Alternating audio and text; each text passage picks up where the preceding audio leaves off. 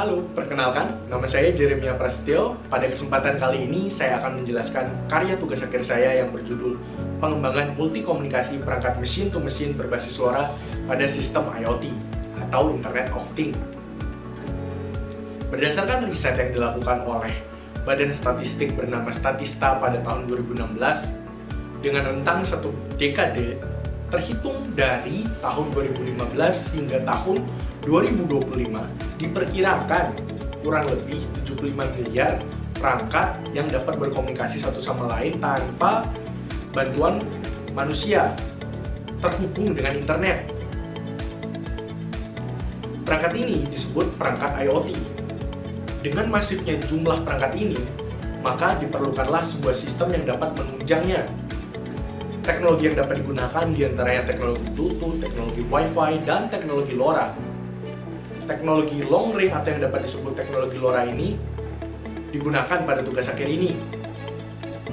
Dengan basis low power wide area network, bekerja pada physical layer menggunakan modulasi chip spektrum pada frekuensi 920 hingga 925 MHz yang tergolong frekuensi ISM atau frekuensi gratis, digunakan pada teknologi ini secara khusus pada negara Indonesia dan Asia sekitarnya. Di samping itu, teknologi ini dapat terintegrasi dengan Internet of Things. Di samping kelebihan dari teknologi ini masih memiliki kekurangan pada komunikasinya yang tidak dapat berkomunikasi secara multi. Dan pada protokol LoRaWAN-nya masih memiliki kekurangan pada mekanisme konsumsi daya dan collision rate-nya. Atas dasar tersebut, saya menciptakan dan mengembangkan sebuah protokol yang saya beri nama Long Range Multi Communication yang saya adopsi dari prinsip kerja protokol GSMA-CA yang digunakan oleh Wi-Fi. Protokol ini saya kembangkan pada lapisan aplikasi. Atas dasar tersebut, saya mencoba merencanakan dan mengimplementasikan protokol itu dan membandingkan bagaimana sih paket reception ratio dan time on air sebelum dan sesudah implementasi protokol tersebut, dan membandingkan lama waktu hidup baterai sebelum dan sesudah mengimplementasikan protokol LMC itu. Dengan batasan pertama, tentu saja protokol yang saya adopsi hanya saja pada prinsip kerja protokol GSMA-CA. Lalu pengujian yang saya lakukan pada jarak yang sama.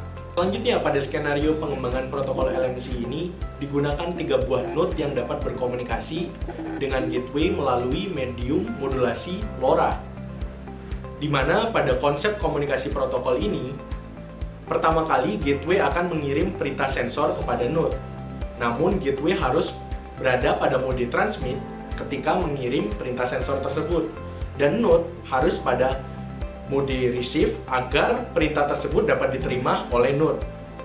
Dan setelah itu, node akan berada pada mode transmit untuk mengirim respon berupa paket sensor kepada gateway, dan sebaliknya, gateway pada saat itu harus berada pada mode receive agar paket sensor yang dikirim node dapat diterima oleh gateway dan dicatat di data logger. Begitu pula pada perintah sleep yang dikirimkan oleh gateway, node akan merespon dengan mengirim ACK sleep sebagai tanda bahwa node telah dalam keadaan sleep. Setelah itu, node akan sleep selama waktu yang ditentukan oleh gateway, yaitu 5 menit. Dan gateway akan mencatat ACK sleep tersebut sebagai konfirmasi bahwa node telah sleep. Begitulah konsep komunikasi yang dilakukan oleh protokol LMC. Selanjutnya, alat penunjang pada tugas akhir ini ialah yang pertama, gateway. Gateway berperan sebagai koordinator setiap node agar komunikasi antar node dan gateway berjalan dengan baik. Sejatinya, gateway dikembangkan dengan single board circuit Raspberry Pi 3B Plus yang terintegrasi dengan satu port satu daya, satu port HDMI, satu port audio, 4 port USB, 1 port Ethernet, dan 1 port antena yang terintegrasi dengan Hop RF95W. Pada gateway, juga dikembangkan interface UART atau serial dan interface I2C, dan extension 5V, 3,3V, dan ground untuk pengembangan modul gateway lainnya jika dibutuhkan. Selanjutnya, alat penunjang kedua ialah node. Node berperan sebagai penerima perintah dari gateway.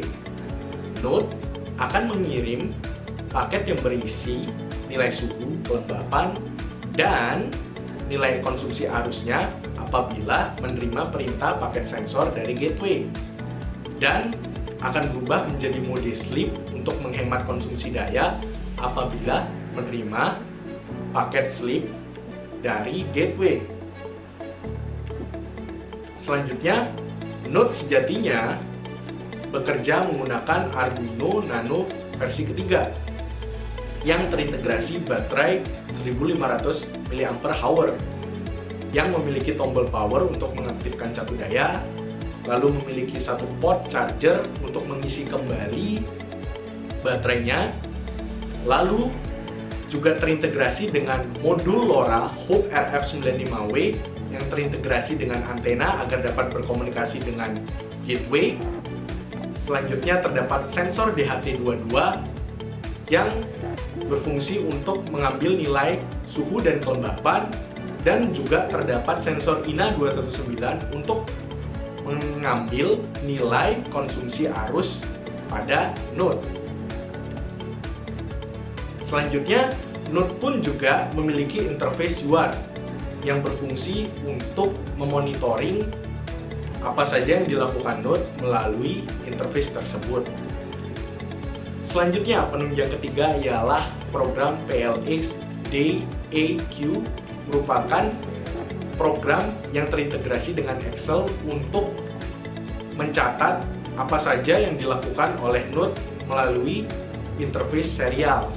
Lalu, terdapat alat penunjang keempat, yaitu sensor INA219. Perangkat tersebut berperan sebagai avometer untuk mengetahui nilai arus pada node ketika dalam kondisi sleep. Perangkat ini bekerja melalui serial port. Lalu, adapun cara pengoperasian alat penunjang pengujian dan tahapan-tahapan pengujian ialah sebagai berikut. Yang pertama, memastikan bahwa program gateway dan node sesuai dengan metode pengujian telah diupload ke setiap perangkat. Lalu yang kedua, mempersiapkan gateway dan node pada lokasi yang telah ditentukan.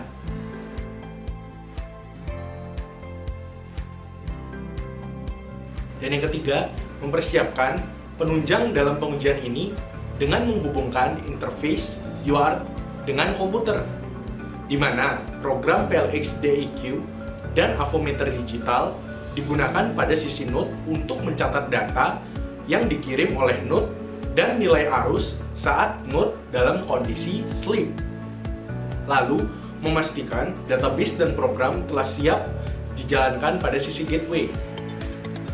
Lalu, yang keempat, menyelaraskan waktu pada gateway dan node dengan mengacu pada zona waktu yang bersumber dari internet. Yang kelima, mengaktifkan gateway dan node yang telah siap untuk saling berkomunikasi. Lalu yang keenam, mengamati proses komunikasi dengan melihat paket yang masuk pada database di gateway dan paket yang dikirim node pada antarmuka program PLX DAQ dengan memastikan tidak ada error karena faktor perangkat keras pada setiap node selama komunikasi sedang berlangsung. Dan yang terakhir, yang ketujuh, ialah setelah data berhasil diambil, maka data tersebut telah siap diolah sebagai bahan analisis parameter-parameter pengujian. Dan pada bagian akhir ini, yaitu hasil pengujian, di mana pada hasil pengujian ini terdapat dua bagian, yaitu bagian A merupakan pengujian menggunakan protokol LMC, dan yang bagian B merupakan pengujian tanpa protokol LMC. Jika kita lihat dari data-data tersebut, data ini diambil dari rata-rata 3 buah node, sehingga didapatkan data paket reception ratio bagian A lebih unggul 94% dibanding bagian B hanya 8,9%. Lalu, dari sisi lama waktu hidup baterai, sisi A lebih unggul 71,1 jam, sedangkan sisi B 37,6 jam. Namun, memang pada bagian time on air, sisi B lebih unggul 723 milisecond dibanding sisi A hanya 847 milisecond. Hal ini dikarenakan faktor algoritma yang terkandung pada protokol LMC. Namun, dari garis besar atau secara keseluruhan, protokol LMC ini telah berhasil dirancang dan diimplementasikan, sehingga mampu untuk menunjang sistem IoT. Sekian video penjelasan tugas akhir saya ucapkan terima kasih.